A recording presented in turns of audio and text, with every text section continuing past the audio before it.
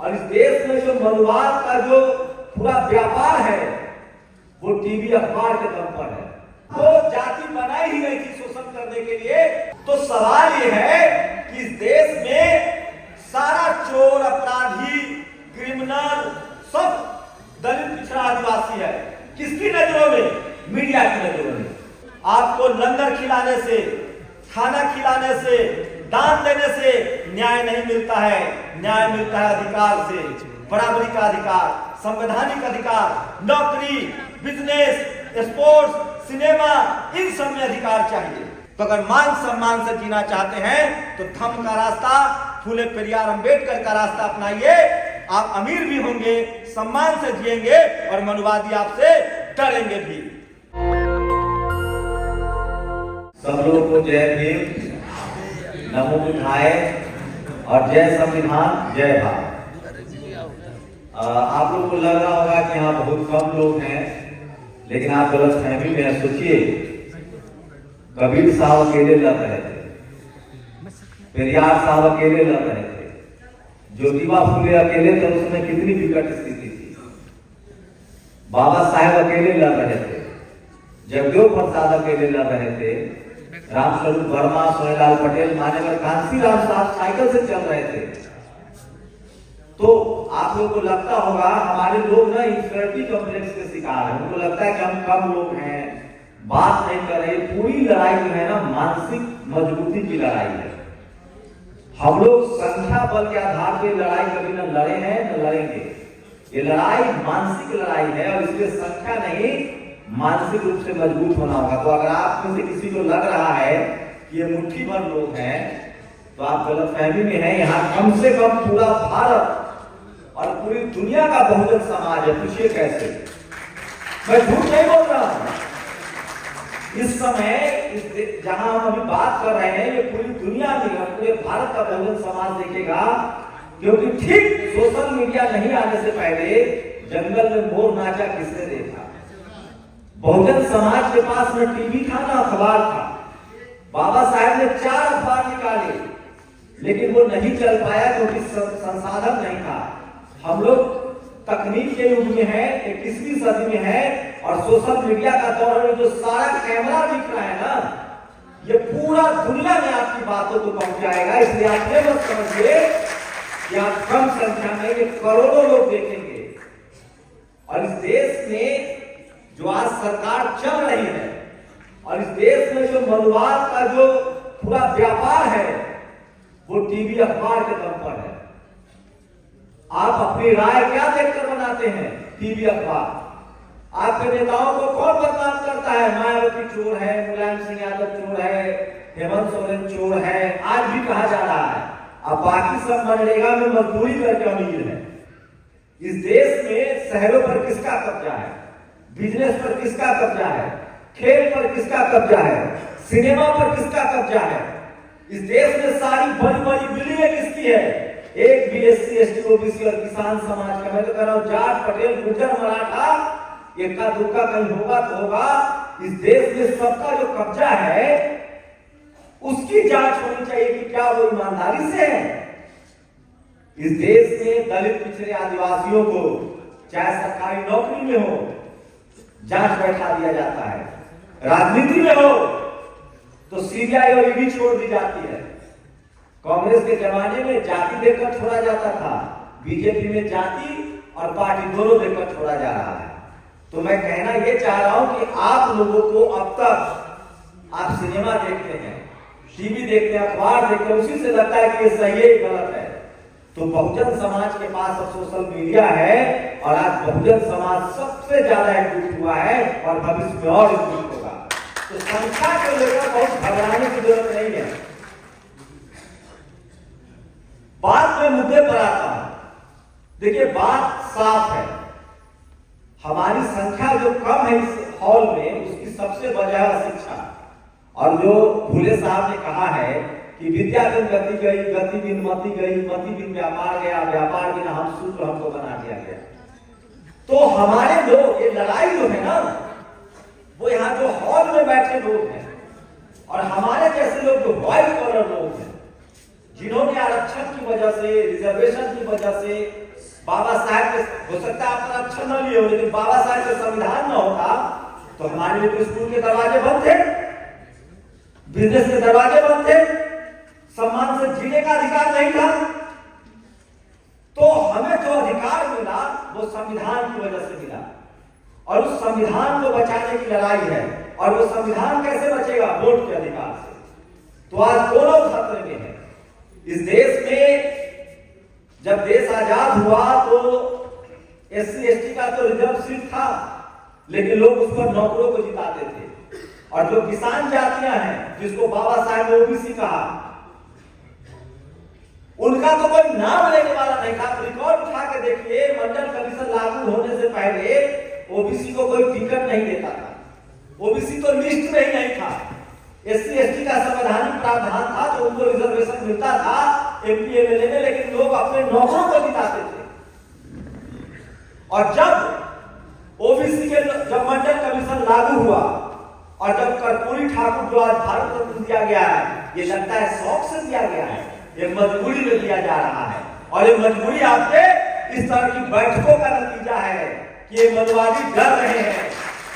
और अभी तो खेल शुरू हुआ है, अभी तो नेताओं को OBC की याद आ रही है, SC ST की याद आ रही है, बहुजन की याद आ रही है, लेकिन ये लड़ाई बहुत लंबी चलेगी। और इस लड़ाई में हमारा हथियार एक ही है, एक संविधान और एक मीडिया, क्योंकि हम जो बोलेंगे वो दुनिया तक पहुंचनी चाहिए। तो सोचिए खेल कैसे बदला है। इस देश में SC ST के लोग आज भी रिजर्व सीट तक सीमित है। 60 से 65% OBC का कोई नाम लेने वाला नहीं था, और सारे के सारे सीटों पर सवर्ण समाज के लोग संसद और MLA MP बनते थे, और IAS PCS तो बनते ही थे, क्योंकि हम लोग पढ़े लिखे नहीं थे, पढ़ने लिखने नहीं दिया गया था। मंडल कमीशन लागू होने के बाद देश को OBC का पहला IAS बनता है। और शुक्रिया रामविलास पासवान जी, शुक्रिया VP सिंह जी, शरद यादव जो नहीं है उनका भी शुक्रिया, जिन्होंने हमारे लिए काम किया उन सबका शुक्रिया करना चाहिए। हम एहसान फरामोश लोग नहीं हैं।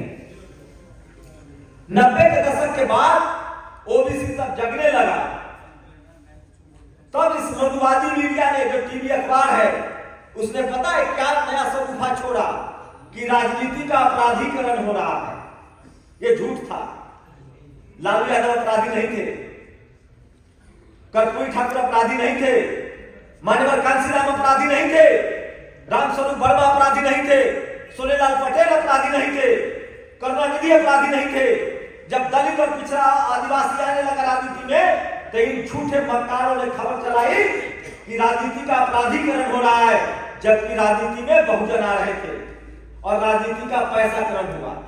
आज बीजेपी, कांग्रेस या सवर्णों की जितनी पार्टियां हैं, चाहे ममता बनर्जी हो, नवीन पटनायक हो, ये पैसे वाले की पार्टी है, जनाधार वाली पार्टी, वोट वाली पार्टी तो Sapa, Baspa, RJD, JDU, JMM है। ये पार्टियों के पास जनाधार है, क्योंकि बिहार के जनगणना को ही अगर मान ले तो 90% आबादी देश में दलित, पिछड़े, आदिवासी, किसानों की है, तो पार्टी तो ये बड़ी हुई ना। वो पार्टी पैसे वालों की पार्टी है। लेकिन मीडिया क्या बेईमानी करता है। मैं मीडिया का छात्र हूं तो मीडिया से जोड़ के बता रहा हूं कि खेल कैसे किया गया है, और ताकि ये सारी बातें आप लोग देश को बताइए। मीडिया ने क्या खबर फैला दिया, कांशीराम साहब दलित नेता और अटल बिहारी वाजपेयी राष्ट्रीय नेता, सोनेलाल पटेल पिछड़ों के नेता और मुरली मनोहर जोशी राष्ट्रीय नेता। और ये कैसे हो गया भाई? तो आपको जाति बनाई ही गई थी शोषण करने के लिए, हमारे नेताओं को भी जातियों में बांट दिया। और आज भी हमारी विडंबना है कि हम अपने जाति का नेता देख रहे हैं, जबकि बाबा साहब ने कहा था तुम SC ST OBC हो, जातियों का समूह हो। हमें आज भी ये जाति में तोड़कर हर जाति का एक नेता खड़ा कर रहा है, और हम अपने जाति के नाम पर वोट दे रहे हैं।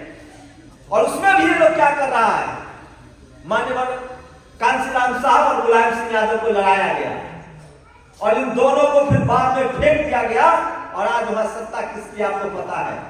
बिहार में लालू यादव और रामविलास पासवान को लड़ाया गया, और उसके बाद नीतीश जी आए बीजेपी के साथ। अब उस नीतीश जी को भी नहीं छोड़ेंगे ये लोग। लेकिन मनुवादी मीडिया को देखिए, नीतीश जी तो 2 बार RJD में भी आए, और 2 बार 3 बार बीजेपी में भी गए। सारा गाली नीतीश कुमार को, बीजेपी को नहीं। टीवी अखबार वाला हम सब नीतीश से नाराज है, लेकिन गाली किसको पड़ रही है? पिछड़ा को। अरे बीजेपी ने मिलाया तभी तो गए। तो ये खेल समझिए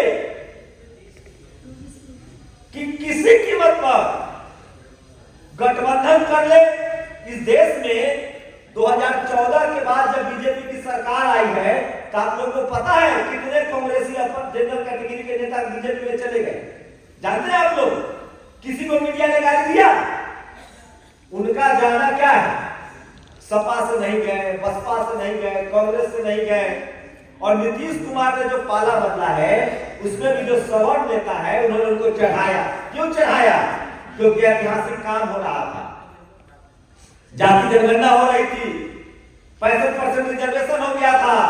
तो सब पार्टी के जनरल कैटेगरी के नेताओं ने मिलकर कहा इस गठबंधन को तो तोड़ना होगा भाई, नहीं तो 2024 में राजनीति पलट देगा। जाति जनगणना मुद्दा बन रहा था, दलित पिछड़ों का मुद्दा बन रहा था, और इसमें राहुल गांधी का भी दोष है। तो सवाल यह है कि इस देश में सारा चोर, अपराधी, क्रिमिनल सब दलित पिछड़ा आदिवासी है। किसकी नजरों में? मीडिया की नजरों में। इसलिए आप लोग टीवी अखबार का बायकॉट कीजिए, वो आपके हितों के खिलाफ है और वो आपके खिलाफ हमेशा बोलेगा।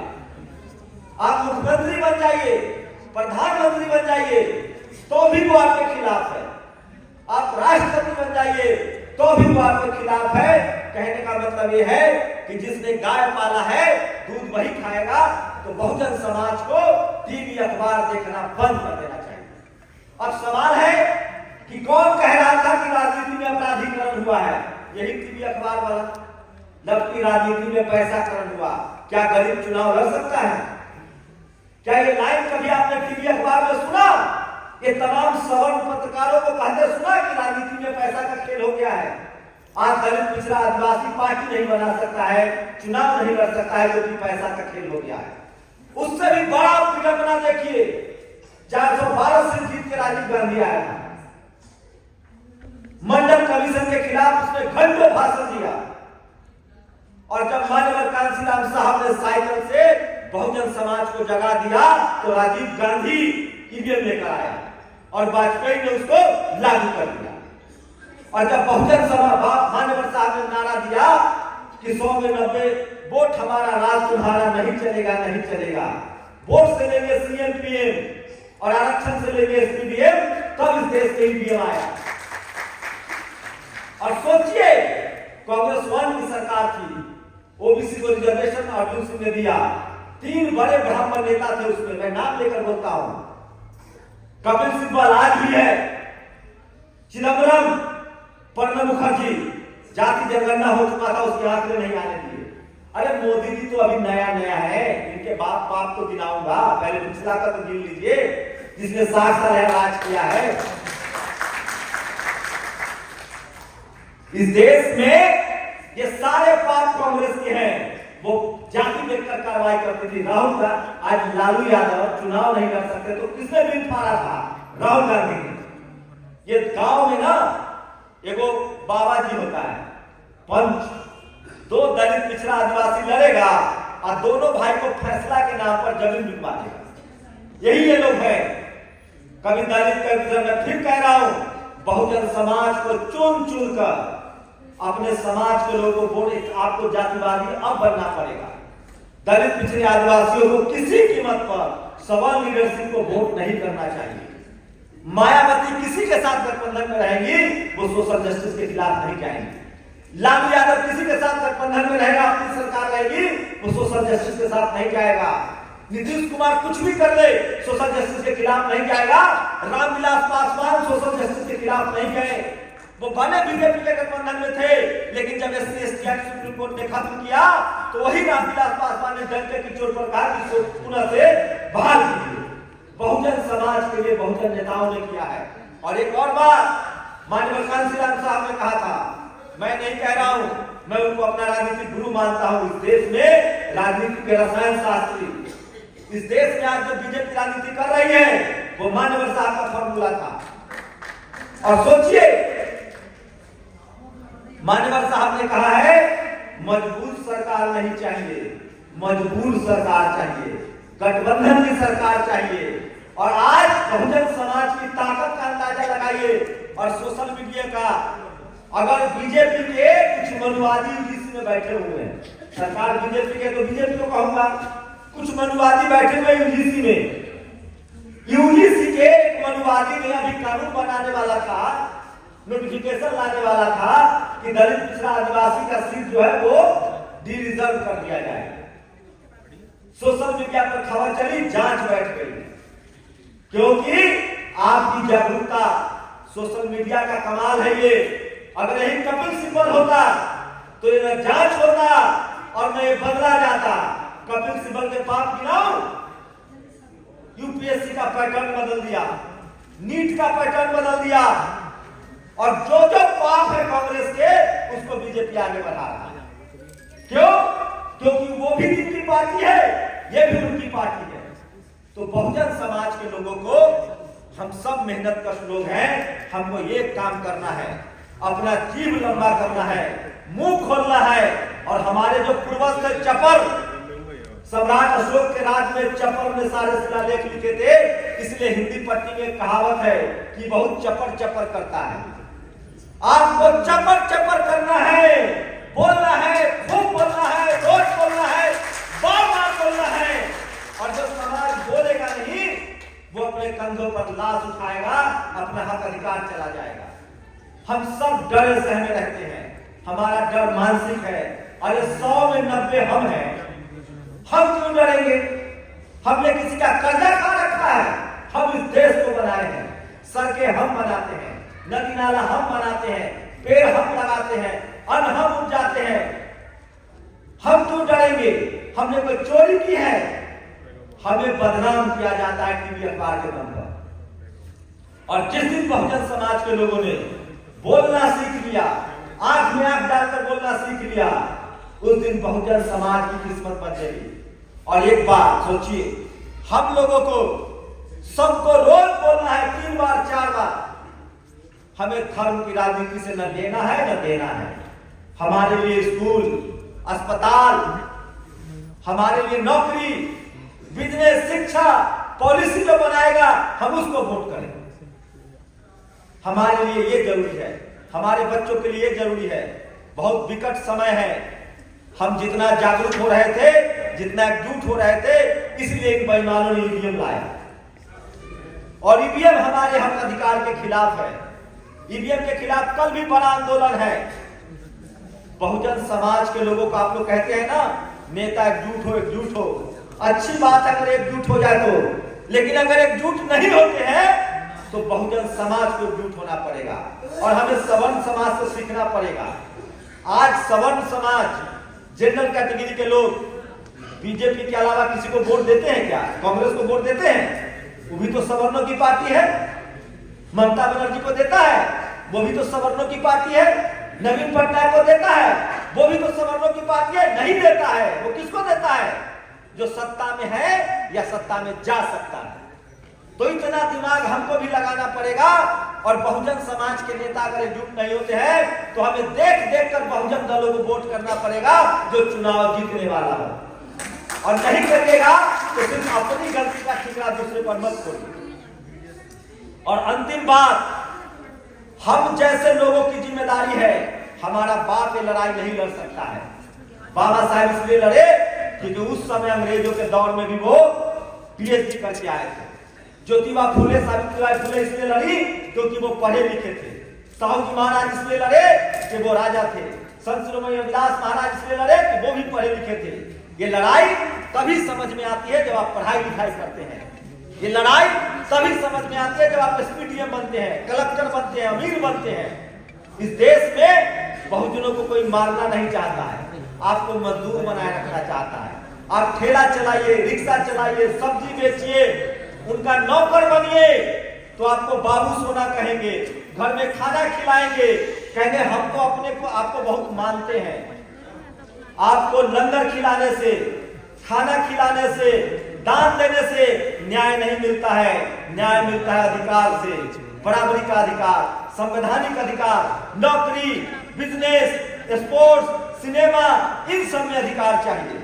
और इसके लिए हम लोगों की जो पढ़े लिखे लोग हैं, जो नौकरी में है, बिजनेस में है, जो इस समाज की राजनीति को समझते हैं, ये पढ़े लिखे लोगों की लड़ाई है और उनको आना होगा, क्योंकि अब जो जातिवाद है वो बदल गया है। जातिवाद का परिभाषा सुनिए। पहले गांव में जातिवाद होता था, क्योंकि हमारे लोग गांव में रहते थे, शहर में थे नहीं। Media, judiciary, college, university, bureaucracy, business, जो मालदार नौकरी है, जो मालदार काम है, जो इज्जतदार नौकरी है, जो इज्जत वाला काम है, नाम वाला काम है, शोहरत वाला काम है, उसमें हमारे लोग नहीं थे। हमारे लोग जब से शहर में आए हैं, तब से अब शहर में जातिवाद है। अब पढ़े लिखे लोगों को अंगूठा काटा जा रहा है, पढ़े लिखे लोगों को जलील किया जा रहा है। नौकरी में बहुजन समाज का आदमी है, कलेजा पर हाथ रख के कहे कि वो सम्मान से नौकरी कर रहा है, वो नौकरी पा लेता है आरक्षण से, लेकिन पूरी जिंदगी उसको जाति के नाम पर परेशान किया जाता है, जांच बैठा दी जाती है। और गांव में क्या हो रहा है? बड़ी विडंबना है। गांव में जो लोग जातिवाद कर रहा है वो बहुत ही बेवकूफ है, वो इस ST एक्ट में जेल भी जा रहा है। और जो गांव में जातिवाद कर रहा है, उसके बच्चों के साथ शहरों में जातिवाद हो रहा है। ये बात बताना पड़ेगा किसान कम्युनिटी को, जाट समाज को, पटेल समाज को, मराठा समाज को, गुर्जर समाज को, कि तुम कितने जज हो, तुम कितने कलेक्टर हो, कितने IAS हो, कितने IPS हो, तुम मेहनत का लोग हो, तुम भी शैक्षिक रूप से पिछड़े हुए हो, बात करनी पड़ेगी। आज शेड्यूल कास्ट की ताकत देखिए, वो संघर्ष कर रहे हैं, लड़ रहे हैं, तो उनके 3 जज सुप्रीम कोर्ट में है। आज सबको नष्ट तक होना पड़ रहा है, क्योंकि वो समाज जागरूक है, लड़ रहा है। अब जिम्मेदारी किसान, कमेरा और OBC के लोगों की है। आप कहां हैं? आप खेल से बाहर हैं, और खेल से बाहर करने वाला कौन है? SC ST नहीं है, यही मनुवादी लोग हैं। तो अब जो जातिवाद है वो शहरों में है, पढ़े लिखे लोगों को साथ है। इसलिए हम लोग की जिम्मेदारी है कि हम लोग किसी तरह से सिस्टम में आ गए हैं, तो हमें अपने नस्लों के लिए लड़ना पड़ेगा।